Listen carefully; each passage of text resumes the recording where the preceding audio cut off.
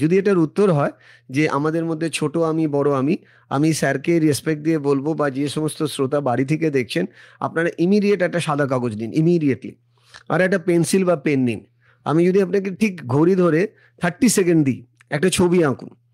আমরা দেখব যে কজন এই ছবিটা আঁকবেন প্রত্যেকেই কিন্তু ছবিটা আঁকার পর যদি আপনার বাড়ির আশপাশে কোনো কিন্ডারগার্টেন স্কুলে গিয়ে ছবিটা টানান, সবাই বলবে যে এই ছবিটা তো 5 বছরের বাচ্চার ছবি। মানে এটা একটা সাইকোলজিক্যাল টেস্ট, আমাদের প্রত্যেকের মধ্যেই একটা ছোট আমি সবসময় জেগে আছে, কিন্তু আমরা অনেক সময় বড় আমিকে তুষ্ট করতে গিয়ে ছোট আমিকে ভুলে যাই। তো সেই জন্য বলা হয় age is just a number. So মাইন্ডকে রোজ নার্চার করা উচিত, যেরকম শরীরের ফুড দরকার সেরকম মাইন্ডেরও ফুড দরকার।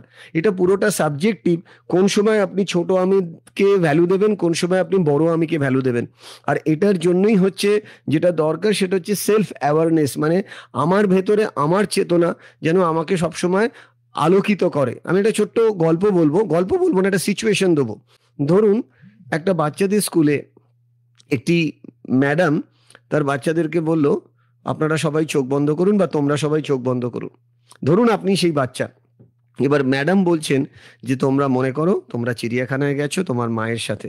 বেশ কিছুক্ষণ হাঁটার পর তুমি দেখলে একটা ছোট পাখিদের খাঁচা, তারপরে বড় পাখিদের খাঁচা, তারপরে ছোট অ্যানিম্যাল, তারপরে বিগ অ্যানিম্যাল।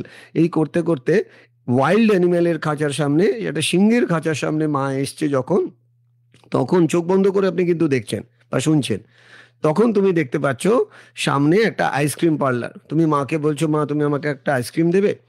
এবার যেই তোমার মা আইসক্রিম আনতে যাচ্ছে, তুমি দেখছো সিংহের খাঁচার মধ্যে একটা ছোট্ট বাচ্চা সিংহ। তাকে তুমি যেই না কাছে গেছো, দেখছো দরজাটা খোলা। আর ঠিক সেই সময় যদি সিংহটা তোমার দিকে লাফ দেয়, তখন তুমি কি করবে? সো এটার একটা ম্যাক্সিমাম উত্তর আসে যে আমি পিছন দিকে পালাবো, আমি মা বলে চেঁচাবো। কিন্তু এটার একটা খুব সুন্দর উত্তর আছে, সর্বপ্রিয়ানন্দ মহারাজের উত্তর, যে তোমার চোখ খুলে যাবে বিকজ তুমি ঘুমাচ্ছিলে। তো দ্যাট ইজ দ্য অ্যাওয়ারনেস, আমরা কতটা কনসিয়াসলি অ্যাওয়ার থাকি। আমরা অনেক সময় না পৃথিবীর এই জালচক্র বা সিনেমা চক্রের মধ্যে একটা রোল হয়ে যাই, যে কারণে সিনেমা দেখতে দেখতে যেরকম আমরা কাঁদি, সেই রকম আমরা জীবন দেখতে দেখতে না, জীবনটা তো একটা সিনেমার মতন, আমরা এতটা ইনভলভ হয়ে যাই, তখন মেন্টালি ইমোশনালি এতটা অ্যাটাচড হয়ে যাই, তখন আমার মধ্যে আমিত্বটা হারিয়ে যায়, তখন আমরা সিচুয়েশনের মতন বয়ে যাই অনেক সময়।